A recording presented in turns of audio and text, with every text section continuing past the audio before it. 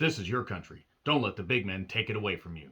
Amsterdam is the latest film from writer-director David O. Russell and has a loaded, and by God I mean loaded cast. Here are some of the names. Christian Bale, Margot Robbie, that I keep wanting to say is Margot Robbie, but nevertheless, that's not how you say Margot. Margot, Margon, Marceau, Marseille, Marsois? No, not like that. John David Washington, who is a terrific actor, I must say. Chris Rock, Anya Taylor-Joy. Anytime her name's on the marquee, I'm pretty much guaranteed that I'm going to watch it at some point, either in theaters or like I did with Amsterdam on streaming. Michael Shannon, Mike Myers, yes, Austin Powers, and Wayne's World Party Time. Excellent. Yeah, almost unrecognizable, especially considering that he was a lot more dialed down here. I think he's been more dialed down in his old age. At least we don't have the Captain of Hats, Mike Myers. Oh boy. Taylor Swift, who looks great in this 1930s period piece, I must say. Timothy Oliphant. I keep wanting to say Elephant for some goddamn reason. Rami Malek, who has had a hell of a goddamn resurgence in his career. Zoe Saldana, Robert De Niro, Alessandro Nivola, and Andrea Riseborough. Yeah, there are a lot of goddamn names in this cast. Seriously, take a goddamn look. It's amazing. It's no wonder this movie cost a purported $80 to $90 million. I mean, just the first few names alone. Good freaking God. And I mean, De Niro probably cost a bit of a mint there. So, a lot of this really happened. Apparently, purportedly, this movie kind of had a bit of controversy surrounding it. One, because of the budget, because of the advertising campaign, and because it's a name David O. Russell sounds familiar, but you can't quite place it. Well, he did Silver Linings Playbook, but he's most famous for, let's see, according to my notes, abusing his transgender niece. Yeah, fuck David O. Russell. I hope he has a goddamn miserable life because of that. Silver Linings Playbook wasn't bad. I don't necessarily think that it's as great as some people think it is. That's their opinion. That's fine. Yeah, abusing your transgender niece according to a report. Why? Why would you do that? Why would you do that? Why would you do that? Why would you do that to anybody? What the fuck? Why? Why? To what end? Let's get back to the movie. Fucking goddamn stupid. God damn it. Anyway, let's just focus on the movie here since I vented about that for a second.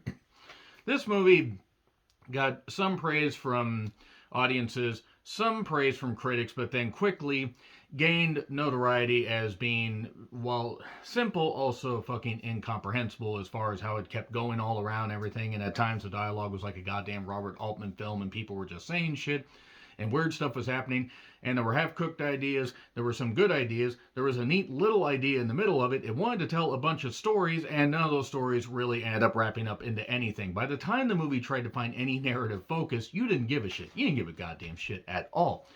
This movie was fucking terrible. I can't even mix words. Fucking terrible.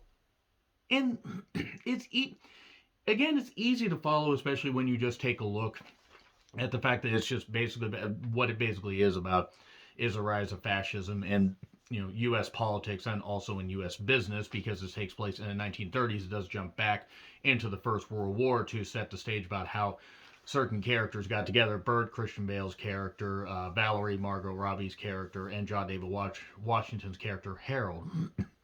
And they meet in the war and stuff like that, and we find out why they're such good friends.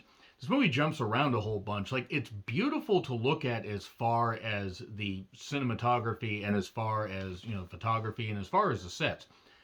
It looks well, it's well done as far as that. Some of the actors, it's a bunch of famous people.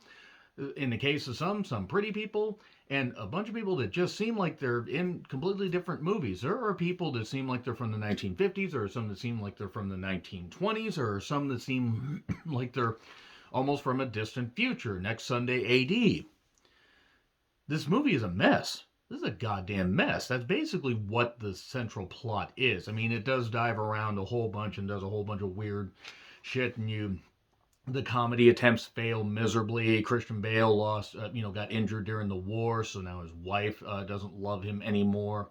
And he actually has a glass eye that becomes the center of comedy when his eye pops out sometimes. And there are points where this movie tries to come alive, and then it immediately gets stamped down by some just steel-toed boots. It's like not even pulling up by the bootstraps. These bootstraps are going around the neck of this movie and choking it out.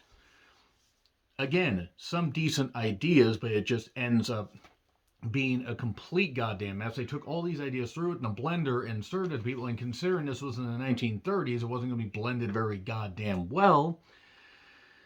Jesus. I was actually irritated the more I watched this. I had to watch this movie in chunks, partly because I had to go, partly because I had something I had to do about halfway through the movie, and then I was like, I'll just watch the rest today. And I was thinking maybe it'll get better. It doesn't end up getting better. 35 minutes of this movie could have been cut out. See how they ended up doing the murder mystery thing pretty goddamn well. Yes, with lesser names outside of Saoirse Ronan and a couple others. It ended up doing a really good job with the murder mystery stuff and was good at comedy. I really enjoyed that one. Yes, this is based in some reality because, yes, there's an amalgamation of events that actually did occur and, some stuff about fascists and all that stuff before we get into World War II and all that, since it takes place a few years before we got involved in World War II. And there's all the people that want to, basically be Nazis because they're goddamn idiots. And if you want to be a Nazi, you are a goddamn moron. I just want to say that right now. But the movies, it makes no sense while also being completely goddamn simple. By the time you get to the end of it, you're like, okay, you could have accomplished this in at least 70% of the time, and it ends up being a goddamn atrocity. It is one of the worst films of the year easily. Now, there are people that are going to disagree, and that's fine. Please let me know in the comments if you guys actually enjoyed this. And I'm also just going to say right now, before I get into spoilers, I don't get the appeal of Margot Robbie. She looks good. She's okay at acting, I guess, but I really don't get the appeal with her. Taylor Swift was only in a brief role. I prefer Anya Taylor-Joy, quite frankly, because I think she has a lot more range, meaning she actually has range and looks like she can spell range, unlike Margot Robbie. That's mean. I don't know why I felt the need to say that.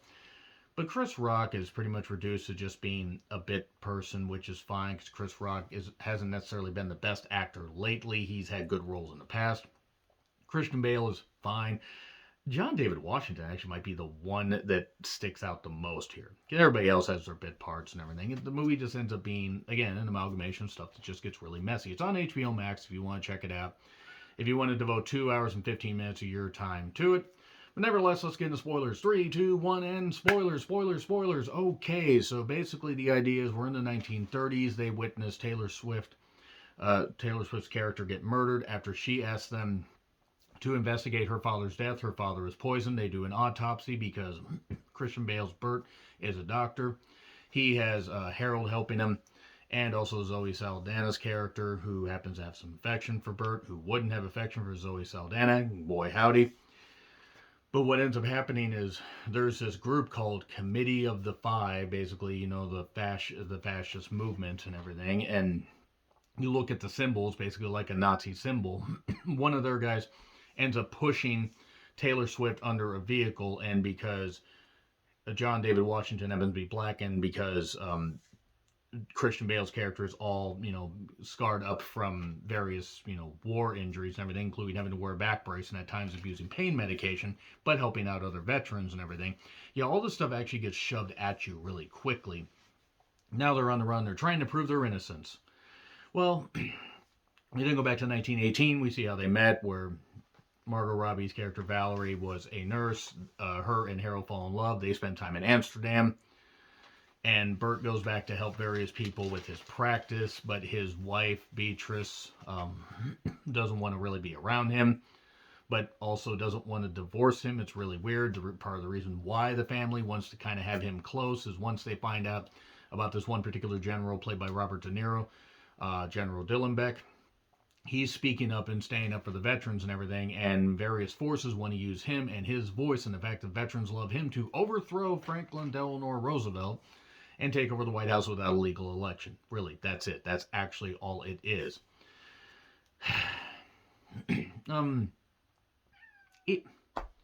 There are moments where I'm like, okay, this could have maybe worked if you had trimmed some stuff up, but some scenes just go on forever.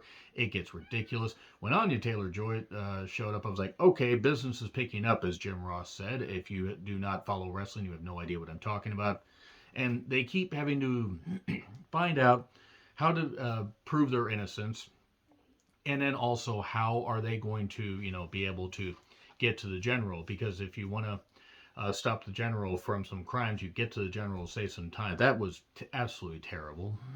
Um, I completely lost track halfway through this goddamn thing because it's like even when it found a focus, it's like okay, we're bing, bing, bing, bing, bing, we're over here. Rami Malek is there because now that we're back in the 1930s, Rami Malek, Valerie, and Anya Taylor-Joy's character are all together as a family. I mean, or maybe I don't know, but it turns out that Rami Malek's character Tom actually has a secret plot. He's rich and everything. He's a rich boy. Nah, nah, nah, nah, nah, nah, nah, nah, nah, nah. And he says, you guys should get to the general to save some time, but also get to the general and have him make your speech and everything. But the general's getting outside forces wanting to pay him off to make their speech, to push fascism and push this illegal election and everything. And it's a good thing that stuff doesn't happen. Oh, right. But it turns more stuff keeps happening. We find out in various flashbacks that Valerie and Harold were apparently at this clinic about forced sterilization. And, that was the committee of the five and everything. All this stuff keeps going on. At one point, Margot Robbie says, Bert, I don't know what's happening. Well, neither did the cast, the audience, or evidently anybody that was involved in writing the film. Oh, hi, transgender abuser, transgender niece abuser David O. Russell. I didn't see you there because you should be in jail. But then it turns out that Robert De Niro's character Dylan Beck has morals. He's going to stand up for what's right, even if it means it costs him his reputation. He's going to stand up for what's right. But of course, now that businesses and politics have gotten all fascism rich and everything, and richness is driving because we're out of the Great Depression and everything. That's actually part of what led to the whole thing is, the Great Depression and the rise of people being really crooked. And they have this event gala thing that Bert is going to have. Hey, Bert. That he's going to have to honor the veterans, but also it's going to be a way to draw this murderer out. This person that they know who it is.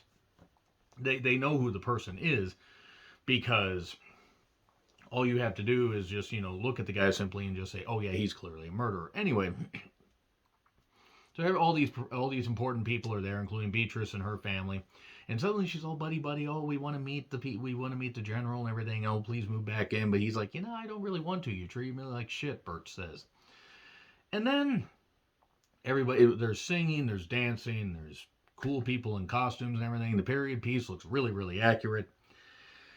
And then the killer is up there. That same guy that pushed Taylor Swift's character into traffic. He's now up in the balcony. He's going to start shooting at Robert De Niro.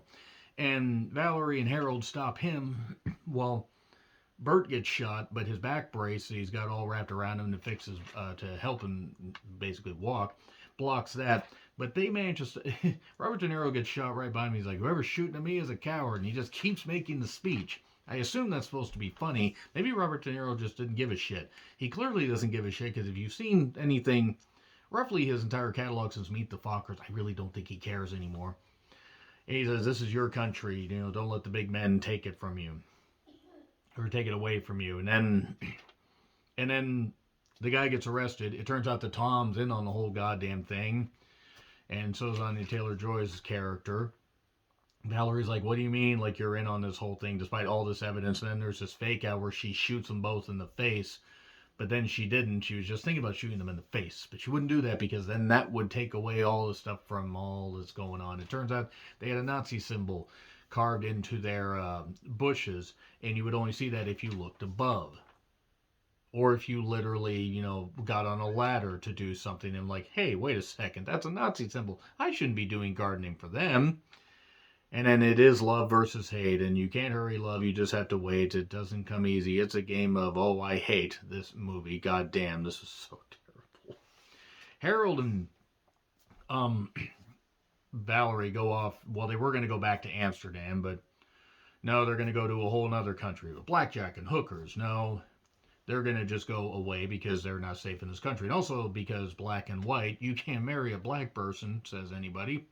If you're white, you have to go somewhere. You have to go somewhere else basically to do that because this country was backwards thinking. And thank God racism doesn't. Oh. And then Bert stays and I guess gets with Zoe Saldana. And I don't know what the hell is going on with this stuff.